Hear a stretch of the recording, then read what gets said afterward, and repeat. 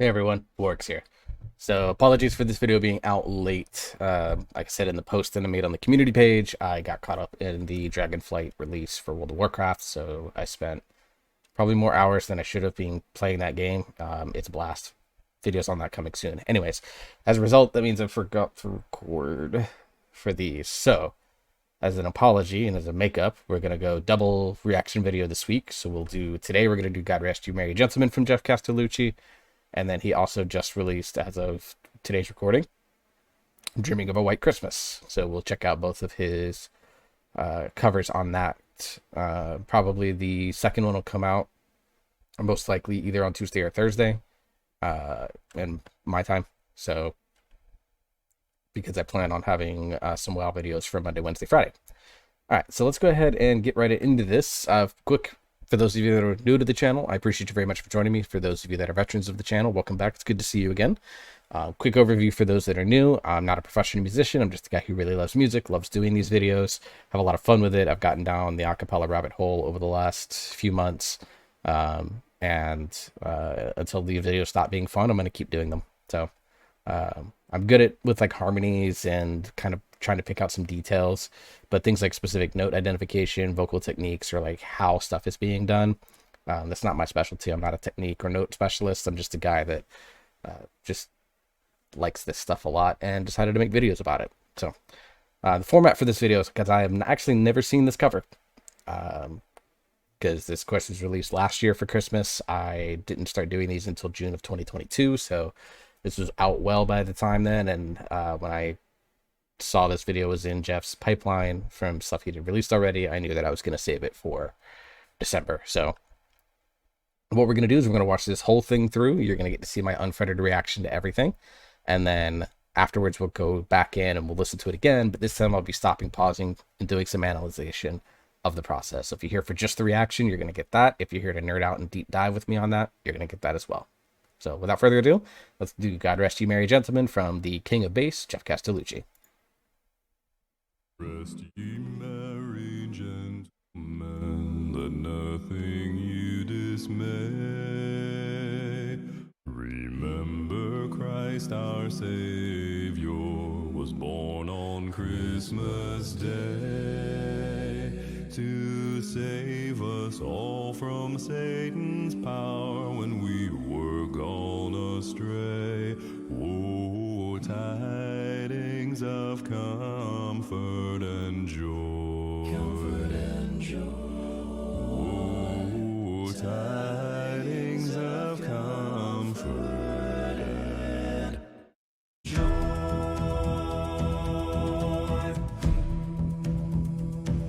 God rest ye merry gentlemen, let nothing you dismay. Remember Christ our Savior was born on Christmas Day to save us all from Satan's power when we were gone astray. Whoa, tidings of comfort and joy. Comfort and joy. Tidings of comfort and joy. Now to the Lord sing praises. Now to the Lord sing praises. Now to the Lord sing praises. Now to the Lord sing. Now to the Lord sing praises. All you within this place, and with true love and brotherhood, each other now embrace. Only time of Christmas, all others doth defend. Whoa, tidings of comfort and joy. Comfort and joy. Oh, tidings of comfort and joy. God rest ye merry gentlemen. God rest ye merry gentlemen. God rest ye merry. The shepherds at those tidings rejoiced much in mind, and left their flocks a feeding in tempest, storm, and wine, and went to Bethlehem, straightway the Son of God to find. Tidings of comfort and joy, comfort and joy. Oh, tidings of comfort and joy. Now to the Lord sing praises. Now to the Lord sing comfort and joy. Now to the Lord sing praises. Now to the Lord sing comfort and comfort and comfort and joy. Comfort and joy.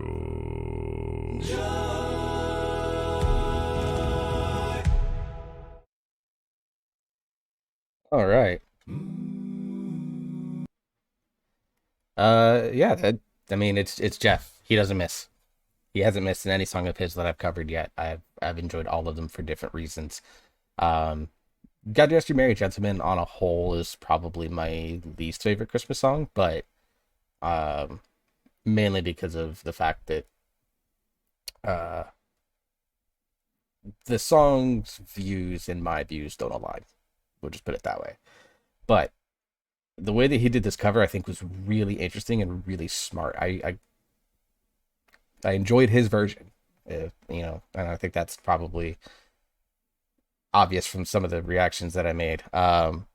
Lots of cool things that I heard on the first playthrough through the You Probably Saw Me Smile. Those of you that have watched some past videos of mine might know what the thing that he did in this song a few times was that I adore as a musical technique. We'll talk about those for those that are unaware in just a minute. You'll find out. But overall, like, this really, really nice. Shows off, I think, Geoff at his kind of just consistent best in terms of his range, his harmonies. Showed off a little bit of things in the high end that I don't recall hearing from him outside of maybe one or two moments in other songs, particularly with his high range. Like, I remember in Enemy, which did I cover on this channel? I don't remember if I have or not. I'll have to look at my own videos. But in Enemy, he has a really high jump into his higher range that is quite good and quite clean. And it shows here too with this song as well. So we know he's capable of doing it. But he kind of showed it off here in a way that he doesn't always get to do, or that isn't always obvious in some of his other songs or even in voice play covers. So really, really enjoyed that. Yeah, this was pretty cool. I like I said, I'm not the biggest fan of this song in general, but I like the way that he approached it. I like the way that he attacked it in terms of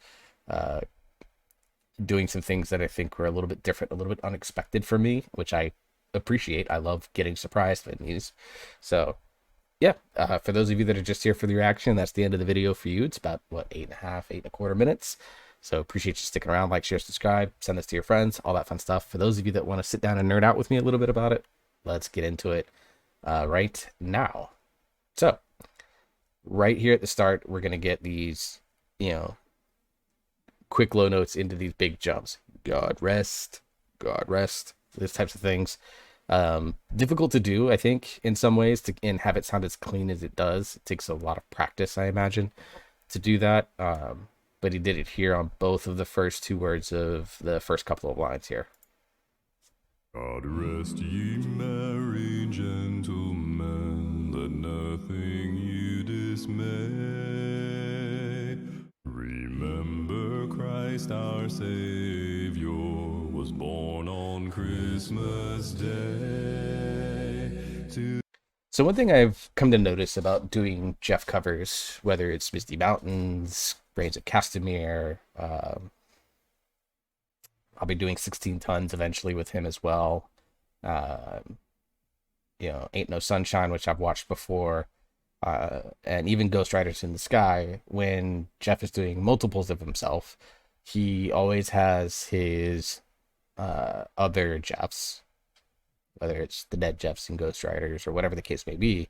They always enter the song in ways of ums or ohs that are very much easy to blend, easy to kind of hide in the background a little ways while providing the necessary underwriting melodies. Like, starting to kind of figure out the style and approach of Geoff's solo compositions You see it a little bit if I know that he's done voice play stuff, but for the most part in his solo stuff, it's really obvious that we get a lot of ums and ohs coming in, or oohs rather, from his backup Geoffs that really come in, and it adds this nice little uh, building building blocks. I think is the way that I want to phrase it. It adds these nice building blocks that you can start to work off of, and then move forward. And of course, Geoff's very comfortable mid-range, very low range.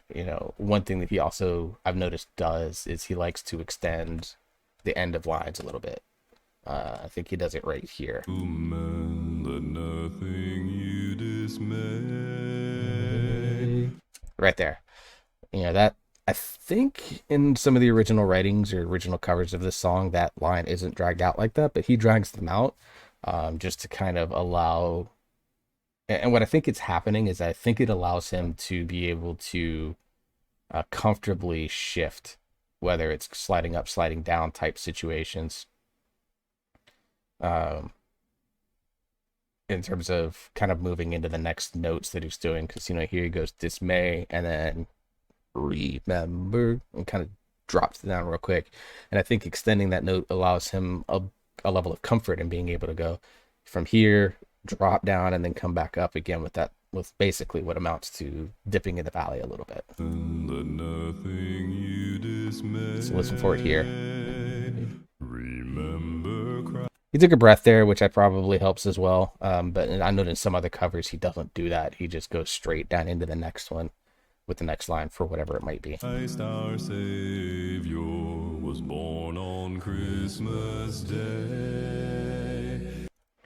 Really like the fact that the other three Geoffs have nice harmonies around main Geoff, including the one, whoever is doing the lower bass.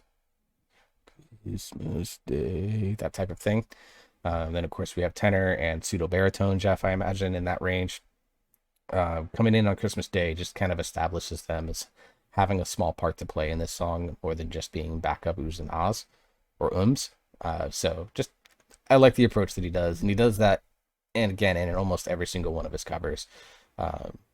To save us all from And they fall right back into oohs. Satan's power when we were gone astray. Oh, And then shift into ums.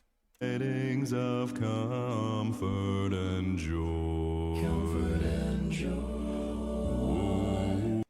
Yeah, so we're getting some ground notes there at the bottom there, which I really like. I don't know which Geoff is doing it. I don't know what the ground note is, but it sounds like growl technique to me.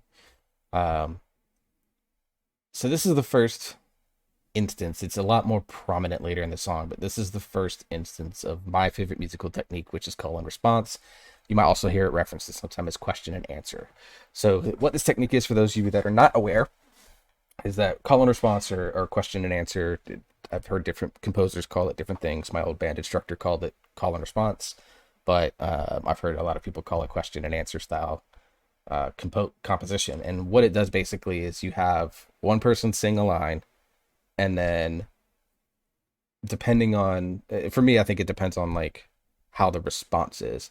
So in this case, let's go back just a few seconds. Comfort and joy. Comfort and joy. He said comfort and joy, and then he had comfort and joy.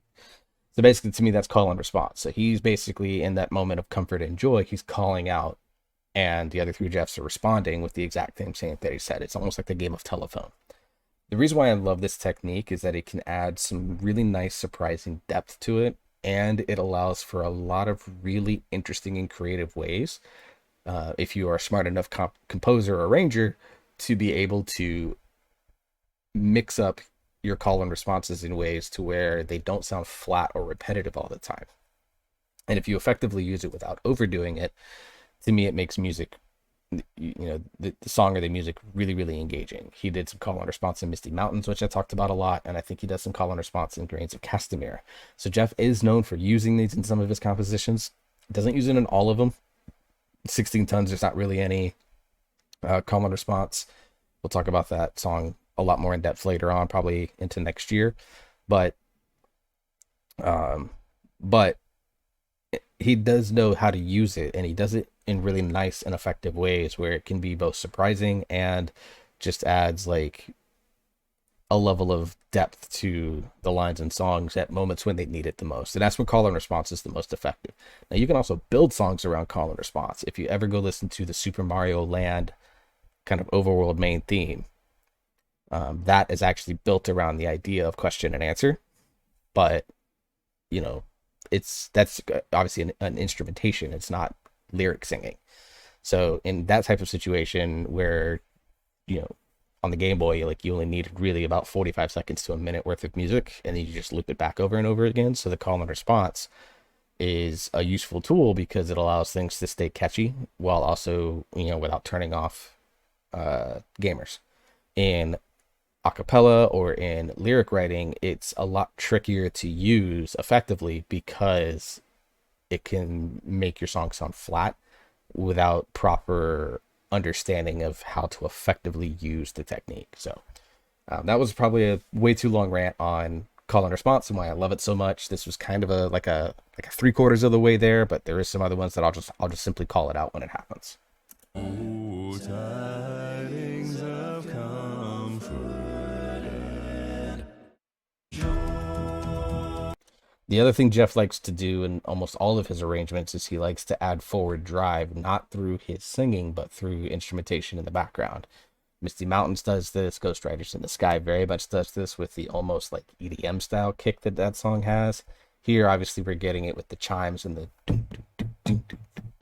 137 method that we kind of get started off with before he goes into some weird time signatures, I think. That is really nice. So he always does something to make the song feel like it always is moving forward rather than stalling out. You know, and it's very easy for a lot of songs to stall out. As an American, I'm going to say our national anthem is very prone to being a song that stalls out, especially when people treat it like a funeral march rather than a patriotic anthem.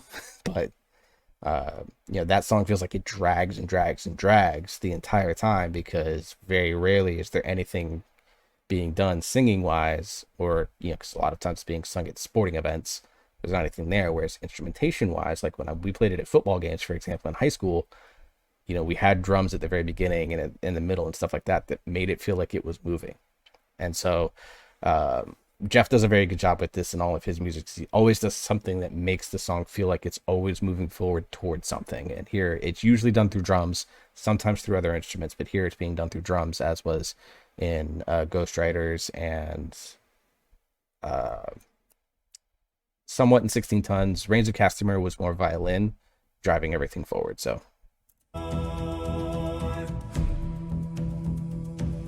God rest ye merry gentlemen, let nothing you dismay. Remember. yeah, the drum beats in the background are in weird time signatures. Like you probably saw me like vibing out to them because I love me some really cool drum beats. Like I can just listen to just drums all day long. As a percussionist in my past, you learn how to do this. Like I jam out to, you know, like DCI drumline. I'll listen to like warm ups and stuff, and I'll jam out to them playing the song, and everyone's like, it's just noise. And I'm like, no, there's a lot going on here that I love. Um, but this song, he implements a lot of weird time signatures, whether it's going like 4/4 into like 2/4 or 4/4 into like 3/4, or he's using things like 5/8, 7/8 time signatures. It's got some really weird time signatures going on here in the middle. That without looking at the sheet music, I'm very much rusty on being able to identify time signatures again anymore. So I would need the sheet music to be able to see, but it feels like he's shifting into like either like a 7/8 style or 5/8 style, and then bouncing back into either 3/4 or 4/4, depending on where he's at in the music or what he needs to extend it to an overall roughly 8-beat measure, or 8-beat bar rather. For Christ our Savior was born on Christmas Day to save us all from Satan's power when we were gone astray. Love that low note. Obviously, I'm probably guessing it somewhere in the comments. We'll go look at it here in just a little bit.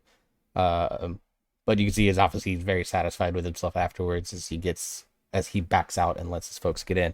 What I was trying to do is, I don't know if you could probably hear it, but I was tapping on my desk and counting in my head, trying to figure out what the time signature was. And it was basically a bounce between 5/8, 7/8, and 4/4 is what I've kind of figured out. Which makes the song really interesting because songs that are done in like, particularly in 5/8 and 7/8, almost feel like they're missing something if it's consistent. Because as humans, we're used to the idea of being kind of, having a round off and having resolution. And 5/8 7/8 sometimes doesn't always do that. It's used a lot in like prog rock. To go into the video game world, Nobuo Uematsu uses it a lot in his boss battle themes. Like if you go and listen to Dancing Mad, which is an 18-minute song, and it gets into like the prog rock sections, because that song bounces between styles, but into the prog rock section, you'll notice if you try to do the counting on it, it bounces into like 3/8, 5/8, 7/8 quite a bit in that song.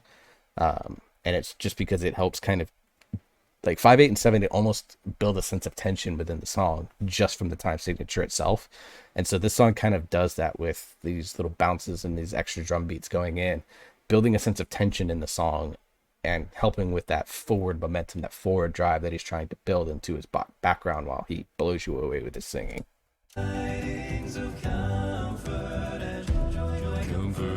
Really like there with the staggering of joy. Listen to that real quick.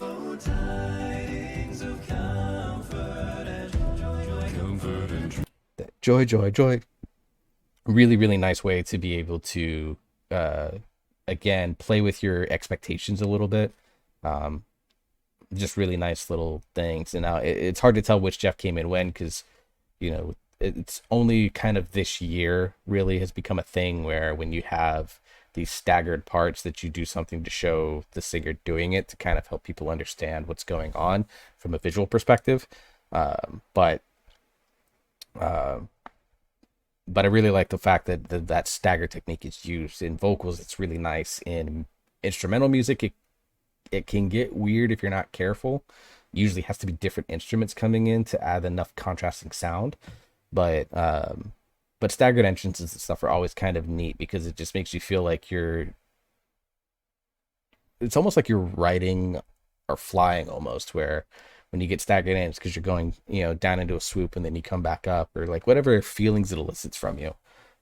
For me, I just get the feeling of like almost like tiptoeing on water when that happens. Like you're kind of floating along and then you get the staggered entrance and you're like doot, doot, doot, tiptoeing on the water because you're essentially walking on water in that feeling. That's kind of what it elicits in me, the thought process that I get out of it. Visually in this video, this is actually a very simple video visually, just a standard room. I like his outfits actually. I would not hate wearing that on the cold day myself. We get some stuff with lighting in the background later on in the video, but for the most part, visually, this video is very, very simple. Which, a year ago, his budget and stuff like that he had through his Patreon was probably very different than what he gets now, where like Reigns of Castamere was an incredible visual effort, and Ghost Riders in the Sky was also an incredible visual thing because he has money to be able to pay folks for stronger editing and stuff like that. Whereas last year he maybe didn't do that, but even still, like, the visuals are there just to kind of support the song itself. Like the song is the main character. And here the visuals act as, almost like the deuteragonist, as it's sometimes called in storytelling, where it's like a secondary person that is important, but they're not always going to be the focus of what's going on. They may have some sections where they're the focus, and we get that with some lighting later on, but for the most part, they're going to be, the Hermione to Harry Potter.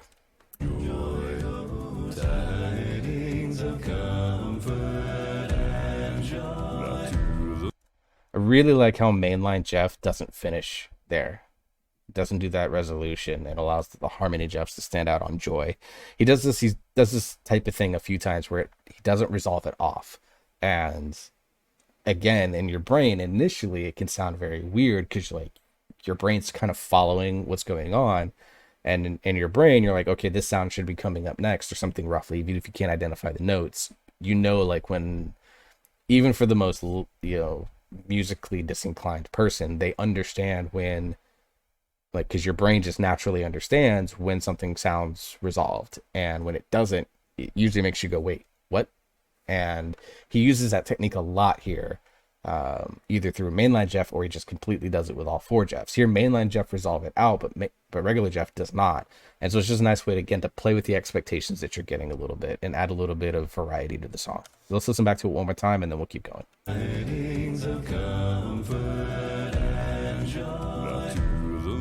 Lord sing praise. Notice the lights changed on the chime hit, which was nice. I really like that. Sing praises. Almost, almost like these weird offbeat type situations. Really, really nice little technique, again, to play with you a little bit and make you feel like, wait, is this not going to get resolved too? But then it does. To the Lord sing praises.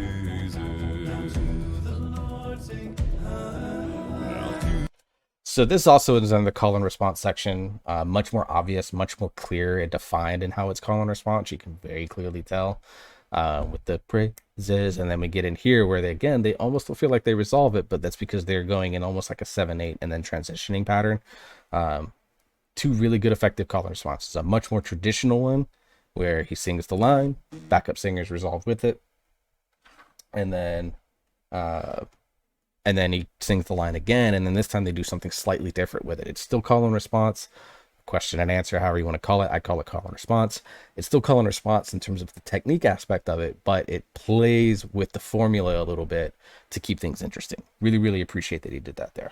To the Lord sing praises, all you within this place, and with true love and brotherhood each other now embrace. Christmas, all others doth. Really like the line there where he pauses and then you get doo doo doo from the drums in the background, and then he drops back in and does it again. Listen for it real quick here.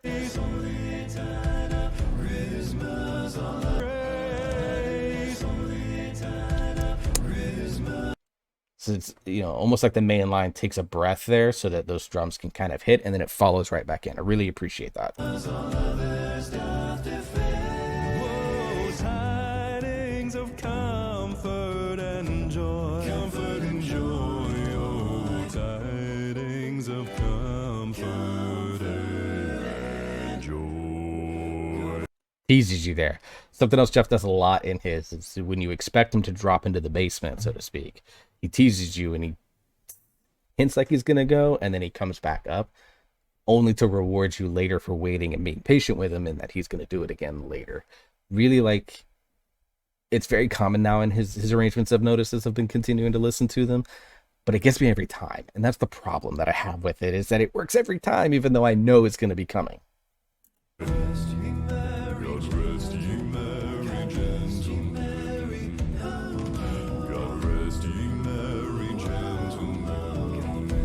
I'm waiting for something specific here. I don't know, remember. Here we go.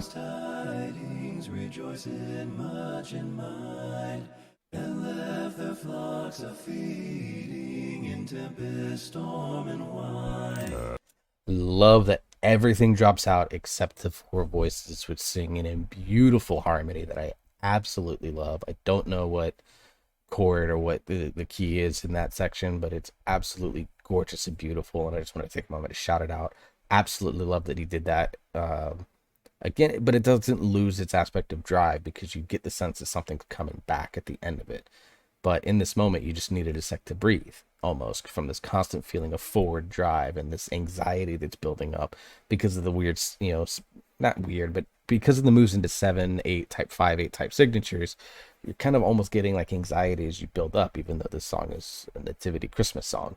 And then he stops right here and kind of resolves in these beautiful harmonies in a more straightforward 4/4 time signature, and it makes you feel almost calm again before he then drops this low bass note that he's about to hit here in about 3 seconds after I hit play.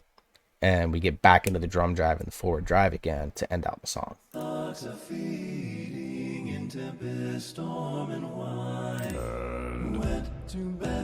And multiple Geoffs on that note, which was nice. And here's probably the best visual aspect here is just on the drum beats, the lights in the background flashing. It's kind of where the visuals kind of become a mini protagonist for a few seconds, because this section's very simple staccato harmonies, but it stays interesting visually because of the lights flashing in the background. Ellie did a great job setting that up and making it keep a level of interest as they continue to find balance between waiting for the drums to pick back up and make that forward drive going, and giving you a chance to appreciate just the fact that this man can harmonize very, very well.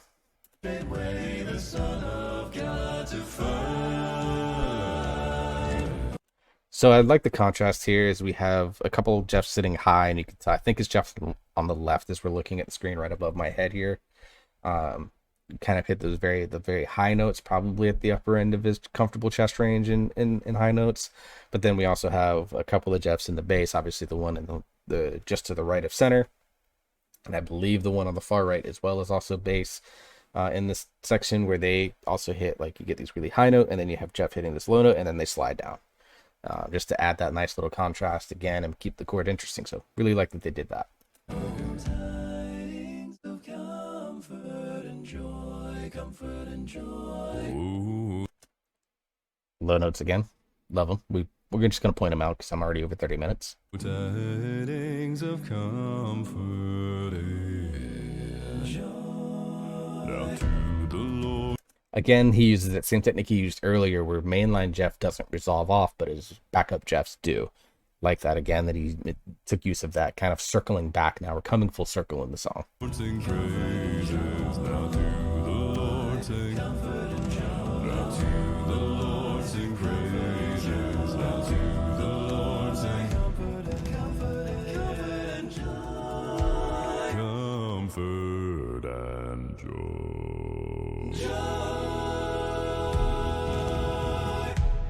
Yeah, really like the ending there. Let's go down and see if someone points out the notes. Is RTS in here?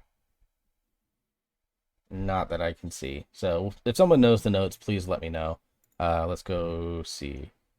So Geoff did arrangement, production, filming, performance, and editing. His wife was the production manager, Ed Boyer, his longtime mixing engineer. Ellie, of course, does lighting. And, of course, Lane's Patty Cake Productions offering the studio for that. So shout outs to all those guys for doing a great job with this song. Overall, I think this is an interesting cover. I think it does a lot of really interesting things musically. Again, the song itself is not my favorite. I like his cover of it, but the song itself is, I can kind of take it or leave it. But what he did with the song and the way that he approached it, I think was one of the most interesting covers that I've done from him yet. Whereas like Ghost Riders in the Sky and Reigns of Castamere and some of the other stuff that I've covered from him has like a really different type of epic quality to it, from a both visual and musical standpoint, because it has like a bunch of shine moments. This song from beginning to end plays with your expectations in ways that you're not really prepared for unless you have listened to the song before. And I really, really like that. And I think that makes this one stand out in a way that is very different from some of his other covers. There's a lot of traditional Geoff signs there, the ums, the odes on his backups, the constant need for drive, it feels like in a lot of his songs, teasing with the basement drop and then hitting it later, which he does usually on his last notes. All the kind of typical Geoff arrangements or stuff is there, but he did something very different with this, with the time signatures in particular, that really make this stand out in a way that I think makes it unique against a lot of his other covers. So kudos, Geoff. Appreciate you doing this a year ago. I'm looking forward to doing your next Christmas one. We'll also be hitting up Voice Play's Christmas release sometime this month as well. In the meantime, if you have something from not Voice Play that is there, I've been really, I know a lot of people said that Pentatonics usually hammers out some really cool stuff in Christmas with Christmas music. I'd love to get into some Pentatonics. It's a group that my dad is a big fan of, but I haven't gotten into myself. I want to get down their rabbit hole. So if you have some good Pentatonics Christmas music, leave it in the comments below, and I'll make a list of stuff and see what I can do to try to get one or two in this month. And then I'm also, if you have some non-Pentatonics Christmas stuff that you really want me to listen to, put that in as well, because I'm thinking January I'm going to get into Pentatonics again before stepping back into some older Voice Play stuff, as well as also getting into some non-country music home free arrangements that are out there. So got some big plans going on for early 2023, but I'm going to need your help kind of helping fill the rabbit hole. But that's the end of the video, guys. Everyone, congratulations, Geoff. You're now the first your own group that makes me go for 30 minutes on these videos. So congratulations, sir. Until for the rest of you, though, appreciate it. Like, share, subscribe to the video. It really does help out. I know you don't like saying it, but it honestly helps. As of today, I just hit 700 subscribers, as I said in my community post. And I just want to say thank you all for helping me reach that mark. My goal is 1,000, so I can start making monetization on this channel a thing. And I definitely need your help to get there. I'm going to do everything I can to continue to make interesting content and try to advertise it as much as possible. But sometimes word of mouth is just as good as anything else. So if you spread the word to your friends, if you have friends that are interested in this, or just, convince them to give me a try and see what they think, I would appreciate that greatly. You guys are going to help make this grow as much as I'm going to do what I can to make it help grow on my end of things. So just a quick moment to say thank you, and let's keep working together to make this channel continue to be special. Until the next video, I hope you're all staying safe. I hope you're all enjoying yourself. You're having fun. You're listening to good music. And I will see you all in the next video.